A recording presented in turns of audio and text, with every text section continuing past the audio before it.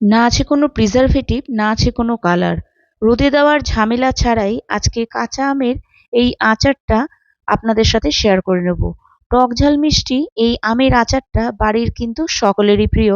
এছাড়াও এটা 6 মাস থেকে 1 বছর বাইরে রেখেই কিন্তু আপনারা ইউজ করতে পারবেন। এছাড়াও এটা রুটি, পরোটা, লুচি যা কিছুর সাথেই আপনারা ট্রাই করতে পারেন। লাঞ্চেও নিতে পারেন, আবার এটাকে কিন্তু ট্রাভেলেও নিয়ে যেতে পারেন। ভিডিওটা যদি ভালো লাগে লাইক, শেয়ার, সাবস্ক্রাইব অবশ্যই করে দেবেন, আর হাইপ অপশনটি অবশ্যই প্রেস করে দেবেন। এখানে আমি নিয়ে নিয়েছি 1 কেজি কাঁচা আম। এখনো বাজারে কিন্তু একটু খুঁজলেই কাঁচা আমটা পাওয়া যাচ্ছে।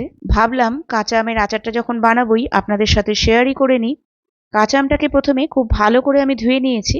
ধুয়ে নেওয়ার পর একটা শুকনো কাপড়ের সাহায্যে খুব ভালো করে মুছে নিয়েছি, যাতে আমের মধ্যে কোনো প্রকার জল না থাকে।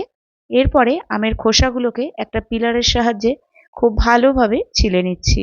আমের খোসাগুলো কেটে নেওয়ার পর আমের ওজনটা প্রায় 800 গ্রাম মতো হয়ে গেছে। এখানে আমার সমস্ত আমগুলোই কিন্তু খুব ভালোভাবে ছেলা হয়ে গেছে।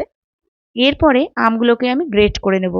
তার জন্য আমি নিয়ে নিয়েছি গ্রেটার, আর গ্রেটারের মধ্যে যেটা বড় ছিদ্র আছে সেটাকেই এখানে কিন্তু ইউজ করতে হবে। কাঁচা আম শুধু টেস্টের জন্য নয়, এর থেকে কিন্তু অনেক রকম উপকারিতাও আমরা পেয়ে থাকি। এটা ইমিউনিটিকে বুস্ট করে, ফাইবার, মিনারেলস, ভিটামিনস সব কিছুই কিন্তু এর মধ্যে আছে। অবশ্যই এটাকে কিন্তু আপনারা বাড়িতে স্টোর করে রাখতে পারেন, আর এছাড়াও এটা কিন্তু বাচ্চাদের ভীষণই প্রিয় হয়। সমস্ত আমগুলোকে এখানে আমি গ্রেট করে নিয়েছি, আর নিয়ে নিয়েছি একটা কড়াই। যে কড়াইটাতে আমি এই আচারটা তৈরি করব সেখানেই আমি একেবারে নিয়ে নিয়েছি, আর এর মধ্যে অ্যাড করে দিলাম 1/4 কাপ গুড় আর 1 কাপ চিনি। এখানে কিন্তু চিনি বা গুড়ের পরিমাণটা আপনারা আপনাদের পছন্দ মতো কম বেশি করতে পারেন। এখানে আমটা একটু টেস্ট করে নিলাম। আমার মনে হলো আরো 1 কাপ চিনি এখানে লাগবে, সেটাই আমি এখানে অ্যাড করে দিলাম। তবে বেশি মিষ্টি যদি আপনারা পছন্দ করেন তাহলে কিন্তু আমের সমপরিমাণে চিনি অথবা গুড় নিয়ে নেবেন। এটা আপনারা পুরো গুড় দিয়েও কিন্তু বানিয়ে নিতে পারেন, অথবা পুরো চিনি দিয়েও বানিয়ে নিতে পারেন। আমটাকে এভাবেই আমি 30 মিনিটের জন্য রেখে দিয়েছিলাম, তবে আপনারা চাইলে কিন্তু ইনস্ট্যান্ট সেটা বানিয়ে নিতে পারেন। চিনি আর গুড় মেশানোর জন্য যে জলটা বেরোবে সেটা কিন্তু মোটেও ফেলে দেবেন না, তার মধ্যেই কিন্তু আমের আচারটা তৈরি হয়ে যাবে। কড়াইটাকে এবার আমি গ্যাসে বসিয়ে দিয়েছি। গ্যাসের ফ্লেমটাকে লো টু মিডিয়ামে রেখেছি। কন্টিনিউ কিন্তু নেড়ে যেতে হবে, নাহলে নিচের দিকে লেগে যাওয়ার সম্ভাবনা থাকবে। ধীরে ধীরে দেখবেন কনসিস্টেন্সিটা চেঞ্জ হতে থাকবে।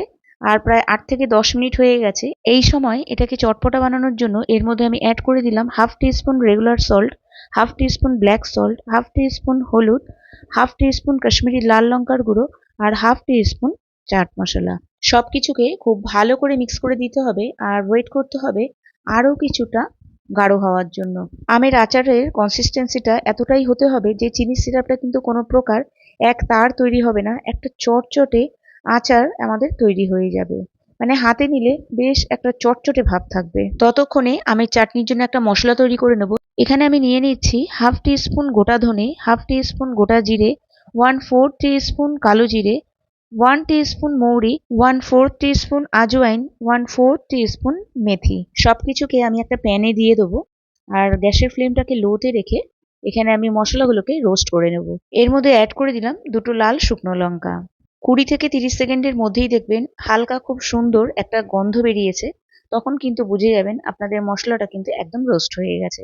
এবার এটাকে আমি একটু ঠান্ডা করে নেব। ঠান্ডা করে নিয়ে মিক্সার গ্রাইন্ডারে দিয়ে আজকের মশলাটা আমি তৈরি করে নেব। তবে খুব বেশি একদম মিহি করে গুঁড়ো করব না, এটাকে আমি কোর্সলি গ্রাইন্ড করব। আপনারা চাইলে কিন্তু শিলেও বেটে নিতে পারেন, অথবা হামানদিস্তাতেও কিন্তু এটাকে রেডি করে নিতে পারেন। এখানে মশলাটা আমার রেডি হয়ে গেছে। সবশেষে এর মধ্যে অ্যাড করে দিলাম 1/4 টিস্পুন হিং। হিংটা কিন্তু অবশ্যই অ্যাড করবেন। হিংটা দিলে আচারের মধ্যে একটা দুর্দান্ত ফ্লেভার আসে।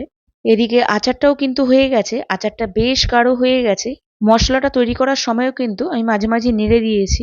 নাড়াটা কিন্তু ভীষণ দরকার, না হলে কিন্তু নিচের দিকে লেগে যাবে। ঠিক এইরকমই কনসিস্টেন্সি দরকার, এর থেকে বেশি গাঢ় করার দরকার নেই, কারণ এটা ঠান্ডা হলে আরো একটু গাঢ় হয়ে যাবে।